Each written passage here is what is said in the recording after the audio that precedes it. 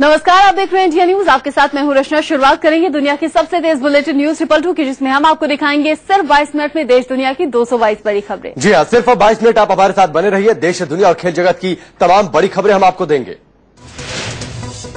जम्मू कश्मीर से बाढ़ की हैरान करने वाली तस्वीरें सामने आई हैं। ये तस्वीरें सेना के रेस्क्यू ऑपरेशन के दौरान सामने आई। वायुसेना के विमान से जो तस्वीरें ली गई हैं, उसमें सैकड़ों घर पानी में डूबे हुए हैं। इन तस्वीरों में साफ जाहिर हो रहा है कि बाढ़ ने कैसे पूरे जम्मू कश्मीर में कोहराम मचाया है। तस्वीरों में मकान, सड़कें, पुल, पेड़ सब पानी में डूबे हुए नजर आ रहे हैं। जहां तक नजर जा रही है, तबाही का मंजर दिख रहा है। सेना ने रेस्क्यू ऑपरेशन में सबसे बड़े एयरक्राफ्ट C-17 ग्लोब मास्टर को भी शामिल कर लिया है। देर रात ग्लोबल मास्टर एयरक्राफ्ट के जरिए श्रीनगर में बड़ी मात्रा में राहत सामग्री पहुंचाई गई। राहत सामग्री में लाइफ बोट्स, खाने पीने की चीजें, कंबल, टेंट शामिल है। वायुसेना ने स्पेशल विमान IL-76 को भी रेस्क्यू ऑपरेशन के लिए शामिल कर लिया है। IL-76 विमान बड़ी मात्रा में राहत सामग्री लेकर श्रीनगर पहुंचा। जम्मू कश्मीर में बाढ़ का कहर जारी है। मरने वालों की संख्या 160 के पार पहुंच गई है। पीएम नरेंद्र मोदी ने जम्मू कश्मीर में राहत और बचाव के लिए 1000 करोड़ की अतिरिक्त मदद देने का ऐलान किया। उन्होंने कहा कि बाढ़ से निपटने के लिए केंद्र की तरफ से 1100 करोड़ रुपए पहले ही दिए जा चुके हैं। पीएम ने बाढ़ को राष्ट्रीय आपदा बताया। उन्होंने फौरन कंबल और टेंटों का इंतजाम करने के निर्देश दिए। पीएम ने कहा कि पाकिस्तान अधिकृत कश्मीर भी बाढ़ का सामना कर रहा है, जिसके लिए हमारी सरकार पाकिस्तान को मदद देने के लिए तैयार है। वहीं पाकिस्तान ने मोदी की बाढ़ पीड़ितों की मदद करने की पेशकश को ठुकरा दिया है। पाकिस्तान ने कहा कि वो हालात से निपटने के लिए खुद सक्षम है।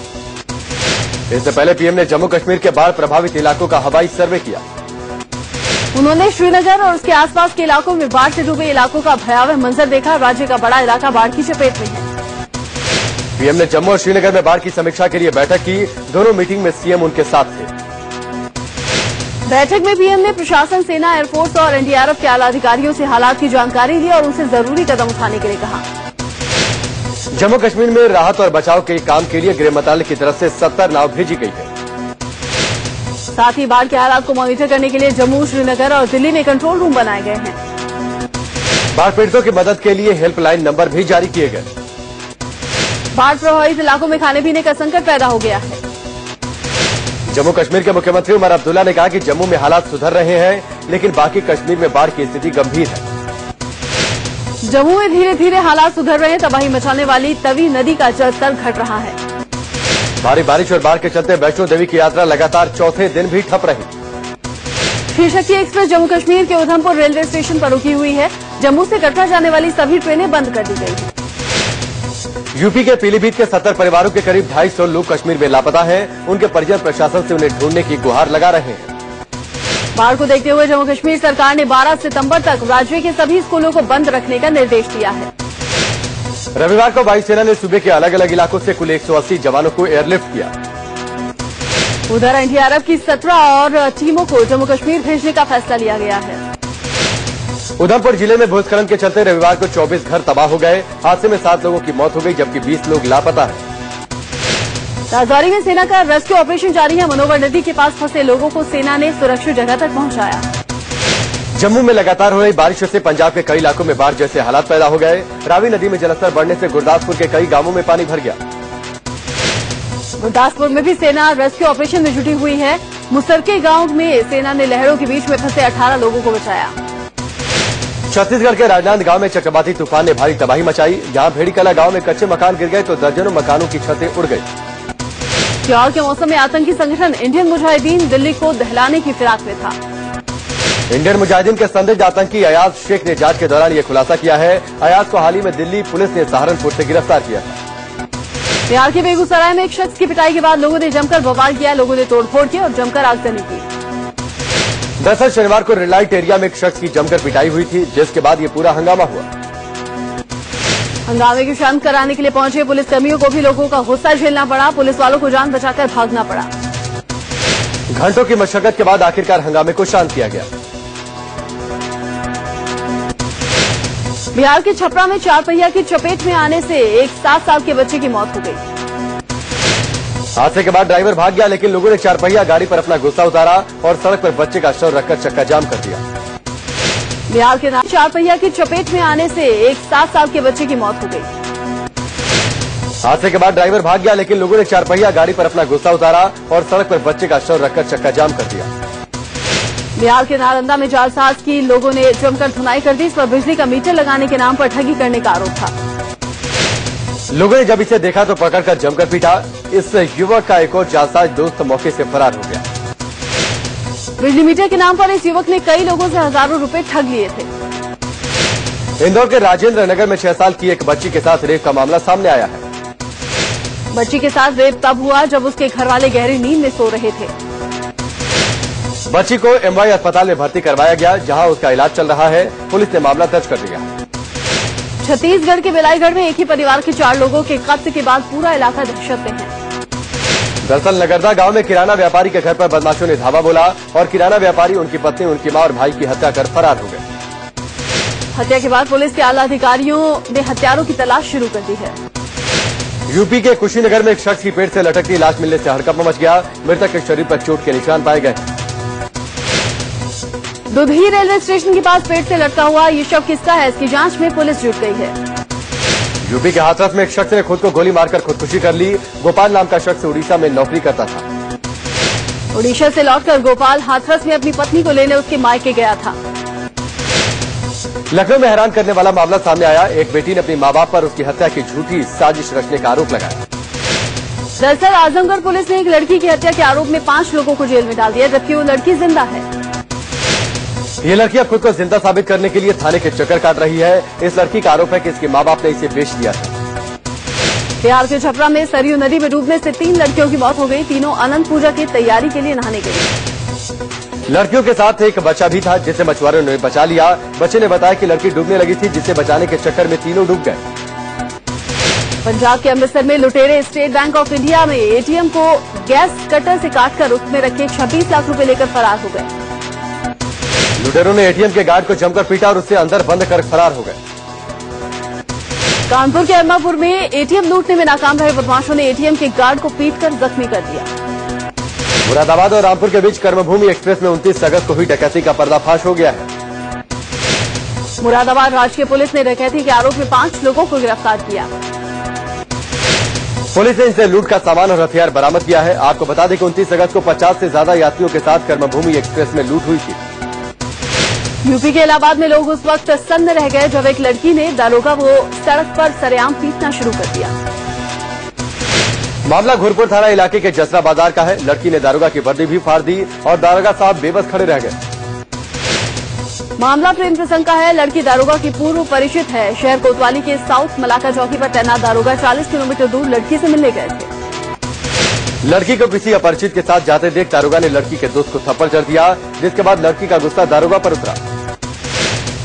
यूपी के अलीगढ़ में औरंगाबाद की एक महिला ने एटा में तैनात रोहित नाम के सिपाही पर एमएमएस बनाने का आरोप लगाया है। महिला ने आरोप लगाया है कि सिपाही ने नहाते हुए महिला का वीडियो बना लिया और उसे इंटरनेट पर डालने की धमकी देकर महिला के साथ दोस्ती करने का दबाव बना रहा था। महिला ने जब उसकी शिकायत घर वालों से की तो सिपाही ने महिला के साथ मारपीट की। इंदौर के चिड़ियाघर में शेरनी ने अपने ही 2 बच्चों को मार डाला। इस सफेद शेरनी ने गुरुवार को 4 येलो टाइगर को जन्म दिया था। मौत की वजह खुद शेरनी है। शेरनी के दांत लगने से तीनों की मौत हुई। एक शावक की मौत पहले ही हो गई थी, जबकि 2 की मौत कल हुई। मुंबई की क्राइम ब्रांच की टीम ने दुर्लभ मानी जाने वाली मांडुल प्रजाति के 4 दुर्लभ 2 मुंहे सांपों के साथ 3 लोगों को गिरफ्तार किया है। पकड़े गए इन सांपों की कीमत तकरीबन 20 करोड़ रुपए बताई जा रही है। एक अखबार के मुताबिक दिल्ली में सरकार बनाने के लिए बीजेपी को पीएम ने हरी झंडी दिखाई। पार्टी के शीर्ष नेताओं के हवाले से अखबार ने लिखा है कि एसजी के न्योते पर सरकार बनाने को लेकर मोदी को कोई आपत्ति नहीं। राजनाथ और गडकरी ने 5 सितंबर को नरेंद्र मोदी से इस मामले को लेकर मुलाकात की थी। अखबार की माने तो यह प्रक्रिया अगले 2 हफ्तों में पूरी हो सकती है। दिल्ली में सरकार बनाने को लेकर आज बड़ा फैसला हो सकता है। वहीं दिल्ली बीजेपी अध्यक्ष सतीश उपाध्याय ने अमित शाह से मंगलवार को दिल्ली में सरकार बनाने को लेकर मीटिंग बुलाने की गुजारिश की है। सूत्रों के मुताबिक मंगलवार को बीजेपी की केंद्रीय चुनाव समिति और पार्लियामेंट्री बोर्ड की बैठक हो सकती है। सतीश उपाध्याय उपराज्यपाल से भी मिले। मुलाकात के बाद उन्होंने दोहराया कि न्योता मिलने के बाद सरकार बनाने पर विचार किया जाएगा। सतीश उपाध्याय ने गृह मंत्री राजनाथ सिंह से भी मुलाकात की। राजनाथ सिंह से मुलाकात के बाद दिल्ली बीजेपी अध्यक्ष सतीश उपाध्याय ने कहा कि सरकार बनाना कोई पाप नहीं। सीएम पद को लेकर दिल्ली बीजेपी अध्यक्ष ने कहा कि न्योता मिलने के आधे घंटे में सीएम का ऐलान किया जाएगा। वहीं उपराज्यपाल के रोल से नाराज दिल्ली कांग्रेस ने आक्रोश रैली निकालकर एसजी के खिलाफ प्रदर्शन किया। उपराज्यपाल नजीब जंग ने बीजेपी को दिल्ली में सरकार बनाने के लिए न्योता देने की सिफारिश राष्ट्रपति से की थी। कांग्रेस ने आरोप लगाया है कि बीजेपी साजिश के जरिए दिल्ली में सरकार बनाने की कोशिश कर रही है। कांग्रेस नेता मुकेश शर्मा ने आरोप लगाया कि गृह मंत्री राजनाथ सिंह इस साजिश में शामिल हैं। मुकेश शर्मा ने यह भी आरोप लगाया कि राजभवन बीजेपी के पार्टी दफ्तर की तरह काम कर रहा है। महाराष्ट्र कांग्रेस ने रविवार को विधानसभा चुनाव के लिए कैंपेन का शंखनाद किया। इस मौके पर मुख्यमंत्री पृथ्वीराज चौहान, कैंपेन कमेटी के अध्यक्ष नारायण राणे, पूर्व मुख्यमंत्री अशोक चव्हाण भी मौजूद रहे। महाराष्ट्र कांग्रेस ने मराठी भाषा में 2 किताबें भी लॉन्च की। वहीं दूसरी किताब में कांग्रेस अध्यक्ष सोनिया गांधी और पार्टी की उपलब्धियों का जिक्र है, जबकि पहली किताब में नरेंद्र मोदी के दावों की हकीकत जनता को बताया गया। इस मौके पर चव्हाण ने कहा कि पार्टी कार्यकर्ता लोगों को बताएं कि बीजेपी ने सरकार बनाने के बाद अपने वादे पूरे किए नहीं। देश में बिजली की किल्लत को लेकर पृथ्वीराज चौहान ने मोदी सरकार पर निशाना साधा। चव्हाण ने कहा कि पीएम मोदी को लीडरशिप दिखाते हुए बिजली की समस्या को दूर करना चाहिए या फिर इसकी पूरी जिम्मेदारी लेनी चाहिए। चव्हाण ने ऊर्जा मंत्री के उन आरोपों को भी खारिज कर दिया जिसमें पीयूष गोयल ने चव्हाण पर बिजली के मुद्दे पर राजनीति करने का आरोप लगाया था। पृथ्वीराज चव्हाण ने कहा कि ऊर्जा मंत्री से मुलाकात के बाद भी ये समस्या हल नहीं हुई। चव्हाण ने कहा कि इंडोनेशिया में कानून बदले जाने से कुछ बिजली कंपनियां बिजली नहीं दे पा रही। इंडोनेशिया से बात करना केंद्र सरकार का काम है। उधर पीयूष गोयल ने दावा किया कि मोदी सरकार में कोयला आधारित बिजली के उत्पादन में रिकॉर्ड वृद्धि हुई है। महाराष्ट्र में चुनाव को देखते हुए शिवसेना ने आरोग्य सेवा शुरू की है। शिवसेना सुप्रीमो उद्धव ठाकरे ने मुंबई में टेली मेडिसिन सेवा का शुभारंभ किया। इसके जरिए दूर दराज के गांव के लोगों को वीडियो कॉन्फ्रेंसिंग के जरिए इलाज किया जाएगा। महाराष्ट्र चुनाव के लिए एमएनएस ने भी कमर कस दी है। मुंबई में 25 सितंबर को MNS supremo Raj Thackeray party का ब्लूप्रिंट पेश करेंगे। एमएनएस चीफ राज ठाकरे ने कहा कि विधानसभा चुनाव के लिए उम्मीदवारों की पहली लिस्ट जल्द ही जारी कर दी जाएगी। बीजेपी अध्यक्ष अमित शाह कोलकाता के बाद झारखंड की राजधानी रांची पहुंच चुके हैं। एयरपोर्ट पर बीजेपी के हजारों कार्यकर्ताओं ने गाजे बाजे और पारंपरिक नृत्य के साथ शाह का जोरदार स्वागत किया। अमित शाह आज एक रैली को संबोधित करेंगे। प्रभात तारा मैदान में रैली की तैयारियां पूरी हो चुकी है। झारखंड में इसी साल चुनाव होने हैं, लिहाजा शाह के इस दौरे को बेहद अहम माना जा रहा है। इससे पहले अमित शाह कोलकाता में थे, जहां उन्होंने सीएम ममता बनर्जी पर जमकर प्रहार किए। खासतौर पर शारदा घोटाले को लेकर उन्होंने ममता को कटघरे में खड़ा किया। शाह ने आरोप लगाया कि शारदा चिटफंड घोटाले में क्योंकि ममता के लोग फंसे हैं, इसलिए वो चुप है। अमित शाह ने पूछा कि नंदीग्राम और किसानों के लिए ममता ने अनशन किया, लेकिन 17 लाख लोगों के लिए क्यों नहीं, जिन्होंने घोटाले में जमा पूंजी गंवाई। वहीं टीएमसी ने पलटवार करते हुए आशंका जताई कि केंद्र सरकार इस मामले में सीबीआई जांच को प्रभावित कर सकती है। कोलकाता में अमित शाह ने बीजेपी प्रदेश कमेटी की बैठक में हिस्सा लिया और उपचुनाव को लेकर रणनीति बनाई। अमित शाह ने भारतीय जनसंघ के संस्थापक डॉक्टर श्यामा प्रसाद मुखर्जी की प्रतिमा पर माल्यार्पण कर श्रद्धांजलि दी। अध्यक्ष बनने के बाद पहली बार कोलकाता पहुंचे अमित शाह ने दक्षिणेश्वर काली मंदिर में पूजा अर्चना की। गृह मंत्रालय ने राज्य सरकारों को दागी नेताओं से जुड़े केस तेजी से निपटाने का निर्देश दिया है।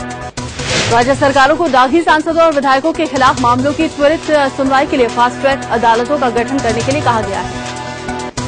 गृह मंत्री राजनाथ सिंह और गृह सचिव अनिल गोस्वामी ने सभी मुख्यमंत्रियों और मुख्य सचिवों को अलग अलग चिट्ठियां लिखी। इससे पहले कानून मंत्रालय ने सभी हाई कोर्टों से दागी नेताओं के खिलाफ मुकदमों में तेजी लाने की गुजारिश की थी। एसपी सुप्रीमो मुलायम सिंह यादव ने बीजेपी पर आरोप लगाया कि वो सियासी फायदे के लिए यूपी में बड़े स्तर पर दंगे करा सकती है।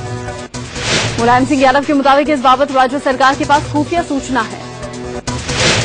मैनपुरी उपचुनाव को लेकर रैली में मुलायम सिंह यादव ने यह भी कहा कि बीजेपी सरकार हर मोर्चे पर नाकाम रही है।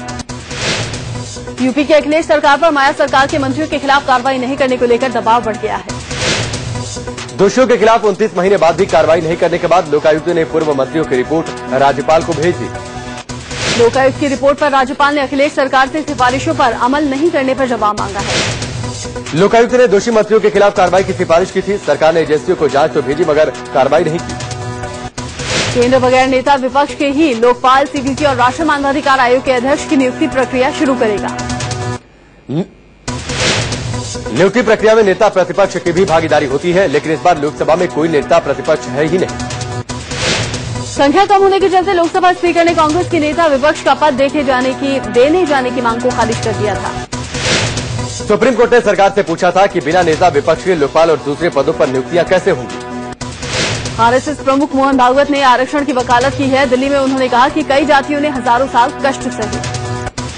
भागवत ने कहा कि शोषितों को बराबरी में लाने के लिए अगर ऊंची जातियों को 100 साल तक कष्ट उठाने भी पड़े तो दिक्कत नहीं होनी चाहिए। पीएम मोदी के ड्रीम प्रोजेक्ट डिजिटल इंडिया में यूपी की 200 पंचायतें जुड़ेंगी। इसके लिए ऑप्टिकल फाइबर बिछाने का काम शुरू कर दिया गया है। इस स्कीम का मकसद इंटरनेट के जरिए गांव में सुविधाएं पहुंचाना है। बिहार के मुख्यमंत्री जीतन राम मांझी ने अपनी कैबिनेट में आरजेडी और कांग्रेस के नेताओं को शामिल करने का समर्थन किया है। मांझी ने कहा कि तीनों पार्टियों के नेता इस बारे में फैसला लेंगे। बिजनौर विधानसभा सीट पर हो रहे उपचुनाव के लिए रविवार को बीजेपी सांसद योगी आदित्यनाथ ने रैली की। योगी आदित्यनाथ ने एसपी सरकार पर निशाना साधा। योगी ने कहा कि एसपी मुस्लिमों को खुश करने के लिए मंदिरों में लाउड स्पीकर नहीं बजने दे रहे। वहीं मुजफ्फरनगर दंगा के मुख्य आरोपी बीजेपी विधायक सुरेश राणा ने आजम खां को खुली चुनौती देते हुए कहा कि अगर उनमें दम है तो मुजफ्फरनगर में आकर दिखाएं। आरजेडी नेता और बिहार के मधेपुरा से सांसद पप्पू यादव ने विवादित बयान दिया। उन्होंने कहा कि कानून पूंजीपति और भ्रष्टाचारियों की रखेल है। आतंकी हाफिज सईद से मुलाकात के चलते विवादों में आए वरिष्ठ पत्रकार वेद प्रताप वैदिक ने संसद और सांसदों को लेकर आपत्तिजनक बयान दिया है। वेद प्रताप वैदिक ने कहा कि अगर सभी सांसद मिलकर उन्हें फांसी पर चढ़ाने का प्रस्ताव पास करते हैं तो ऐसे सांसदों को वो मूर्ख और बुद्धिहीन कहेंगे। वरिष्ठ पत्रकार वेद प्रताप वैदिक ने कहा कि अगर सांसद उन्हें राष्ट्रद्रोही कहेंगे तो वो भी सांसदों को मूर्ख कहेंगे। अपने बयान पर विवाद मचने के बाद वेद प्रताप वैदिक ने सफाई दी। वैदिक ने कहा कि उन्होंने संसद का अपमान नहीं किया। दिल्ली में पाकिस्तान के दूतावास के बाहर राष्ट्रीय क्रांतिकारी समाजवादी पार्टी ने जोरदार प्रदर्शन किया। जंतर मंतर से मार्च करते हुए जब ये लोग पाकिस्तानी दूतावास के पास पहुंचे तो बैरिकेड लगाकर पुलिस ने इन्हें रोक दिया। राष्ट्रीय क्रांतिकारी समाजवादी पार्टी ने पाक पर अल जवाहिरी और हाफिज सईद जैसे आतंकियों को संरक्षण देने का आरोप लगाया। पाकिस्तानी दूतावास के बाहर इन लोगों ने अल जवाहिरी का पुतला भी फूंका।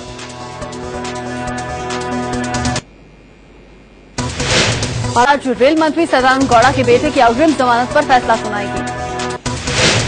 एक्ट्रेस के वकील ने दलील दी है कि रसूखदार कार्तिक गौड़ा सबूतों से छेड़छाड़ कर सकते हैं, लिहाजा उन्हें बेल न दी जाए। कार्तिक के खिलाफ गुरुवार को एडिशनल मेट्रोपॉलिटन मजिस्ट्रेट ने गिरफ्तारी का वारंट जारी किया था। कार्तिक गौड़ा के खिलाफ एक कन्नड़ एक्ट्रेस ने रेप और धोखाधड़ी की शिकायत दर्ज कराई थी। एक्ट्रेस का दावा है कि कार्तिक ने जून में उसके साथ मंगलूर में शादी की थी। 2G घोटाले की जांच से सीबीआई निदेशक रंजीत सिन्हा को अलग रखने की याचिका पर आज सुनवाई होगी। सुप्रीम कोर्ट प्रशांत भूषण और कामिनी जायसवाल के खिलाफ सीबीआई की पर्जरी याचिका पर भी सुनवाई होगी। सुप्रीम कोर्ट में सुब्रत राय सहारा की उस याचिका पर भी सुनवाई होगी जिसमें उन्होंने तिहाड़ जेल परिसर में बनाए गए कॉन्फ्रेंस हॉल में 10 दिन और रहने की इजाजत मांगी थी। दरअसल जमानत के लिए सुब्रत रॉय संपत्तियां बेचकर 10,000 करोड़ जुटाना चाहते हैं, जिसके लिए कोर्ट ने उन्हें जेल परिसर में तमाम सुविधाओं से लैस हॉल में रहने की इजाजत दी है। शूटर तारा शाहदेव को प्रताड़ित करने और जबरन धर्म परिवर्तन के आरोपी रंजीत सिंह कोहली उर्फ रकीबुल हसन के खिलाफ एफआईआर दर्ज हो गई है। पुलिस के मुताबिक रंजीत पर धोखाधड़ी के मामले में एफआईआर दर्ज की गई है। एफआईआर में कहा गया है कि रंजीत की मौजूदगी में उसके घर की तलाशी ली गई, जिसमें 6 मोबाइल फोन और 36 सिम मिले थे। वहीं रंजीत कोहली को भगाने में मदद करने वालों पर भी गाज गिरने वाली है। शेरघाटी के जज एक दूसरे जज के बॉडीगार्ड और रंजीत के एक दोस्त पर केस दर्ज करने के आदेश दिए गए हैं। इलाहाबाद की क्राइम ब्रांच की टीम ने पुलिस के साथ मिलकर हथियार तस्करों के गिरोह के 3 सदस्यों को रेलवे स्टेशन के बाहर से गिरफ्तार किया। इन तस्करों के पास से 4 पिस्टल और कई बम बरामद किए गए। शाहजहांपुर पुलिस और आबकारी टीम ने अल्कोहल की तस्करी करने वाले गिरोह का पर्दाफाश करते हुए 12 करोड़ की अल्कोहल बरामद कर दी। पुलिस ने 4 टैंकरों से करीब 80,000 लीटर अल्कोहल बरामद की। कानपुर में गणेश पूजा के आयोजन की आड़ में अश्लील डांस हुआ। कानपुर के गीतानगर इलाके में विसर्जन के बाद अश्लील गाने बजाए गए और घंटों अश्लील डांस चलता रहा। हैरानी की बात यह है कि डांस घंटों तक चलता रहा, लेकिन प्रशासन और पुलिस ने इसे रोका नहीं। राजस्थान के सिरोही में 67 साल बाद 2 भाइयों का मिलन हुआ। एक दूसरे से मिलकर दोनों की आंखें नम हो गई। दोनों भाई भारत पाकिस्तान बंटवारे के वक्त बिछड़ गए थे। दिल्ली के आनंद विहार के यमुना स्पोर्ट्स कॉम्प्लेक्स में गुड्डा गुरु पवन सिन्हा ने महासत्संग किया। 3 दिन तक चले आयोजन के समापन में श्रद्धालुओं की भीड़ उमड़ पड़ी। गुड्डा गुरु पवन सिन्हा ने धर्म के बारे में कई पहलुओं को लेकर जानकारी दी। प्रवचन सुनने आए लोगों ने बताया कि गुड्डा गुरु ने उनकी कई समस्याओं का निवारण भी किया। आज अनंत चतुर्दशी है। घर आए गणपति को देश भर में आज श्रद्धा भाव से विदाई दी जाएगी। अकेले मुंबई में आज करीब 6000 गणपति की मूर्तियों का विसर्जन होगा। मुंबई के समंदर में 72 जगहों पर विसर्जन होगा, जबकि विसर्जन के लिए 27 कृत्रिम जगह बनाई गई है। किसी भी अप्रिय घटना से निपटने के लिए मुंबई में सुरक्षा के पुख्ता इंतजाम किए गए हैं। शहर भर में करीब 47,000 जवान लगाए गए हैं। इसमें से क्विक रिस्पांस टीम और बम डिस्पोजल दस्ते भी शामिल हैं। इस मौके पर शहर की 49 सड़कें बंद रहेंगी। 55 सड़कों को एक तरफा कर दिया गया है। मुंबई शहर में ट्रैफिक पर निगरानी के लिए 37 वॉच टावर बनाए गए हैं। 404 लाइफ गार्ड तैनात किए गए हैं। इसके अलावा 67 फर्स्ट टीम और 55 एम्बुलेंस तैनात की गई हैं। सबकी नजरें लालबाग के राजा के जुलूस पर रहेंगी, जो सुबह की आरती के बाद विसर्जन के लिए निकलेंगे। मुंबई के अलावा महाराष्ट्र के दूसरे हिस्सों में भी गणपति को विदाई दी जा रही है। नागपुर में पूरे रीति रिवाज के साथ लोगों ने रविवार से ही विसर्जन की शुरुआत कर दी है। मुंबई के अलावा दिल्ली में भी गणपति विसर्जन के लिए खास इंतजाम किए गए हैं।